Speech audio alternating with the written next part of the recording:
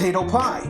This comes to us on page 61 of Sugar Butter Flour, the official Waitress pie book, under the section Savory Pies. The great St. Louis freeze has befallen my home, so I decided to make a savory pie to try to warm us back up again, with this one being Jenna's twist on a potato leek pie, with the potato, in this case, forming the crust, specifically sweet potatoes. Peeled, trimmed, and then sliced into thin rounds. You know, I once had a friend who de-gloved her finger on a mandolin. Yeah, she's in prison now. In Japan for some reason. Submerge the potatoes in water in a microwave-safe bowl, cover it, and then microwave it for 3 to 5 minutes until tender. Strain the water, melt 2 tablespoons of butter, brush the pie pan with the butter, and then arrange the rounds in the bottom and up the sides of the pie pan. Gotta get the sides to overlap. Now, gaps are inevitable. There is a reason why this pie is called Leeky Roof. This has got to be one of the most unique pie shells I've ever assembled. This is clearly not a recipe for people who are either impatient or near death. Gently brush with butter. And then we bake this at 375 on the top rack for 20 minutes. In the meantime, chop up 2 leeks. Be sure to wash them real good first. We only need the whites and the tender green parts. No leaves. Take 6 ounces of bacon and chop them into 1/2-inch strips. Cook the bacon in a skillet over medium heat.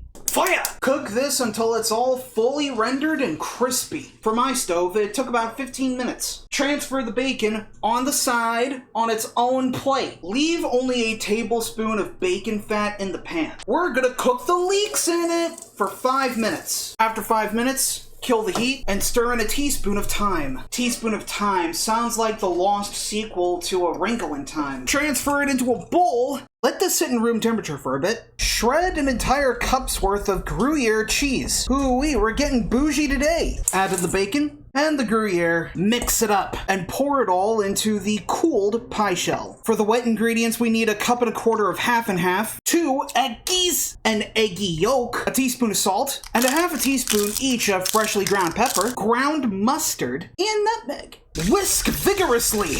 Very slowly pour this into the pie shell. And then we bake this at 375 for a half hour. And then set the pie on a wire rack to cool for a half hour. And there you have it.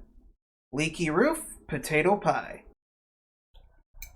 The crust, for being made entirely out of sweet potato slices, is actually quite flavorful because it soaked in all of the filling. The filling holds together pretty well, but I don't know, something about this is funky. Could be the Gruyere, could be the thyme, could also be the leeks, all of which being a spice, cheese, and vegetable respectively that I do not eat that often. Even though the shell does hold together, it is very soft, and combined with the eggs, the texture is, again, very eggy. And I'm actually going to go ahead and level with you guys, be fully transparent with you. I am not a fan of bacon, nor am I a fan of quiche in general. Just the consistency and the way it's prepared, it's very off-putting to me personally. It's a solid enough quiche, and it's yet another pie that you would probably want to serve at a brunch. But for the taste preferences that I personally have, this pie,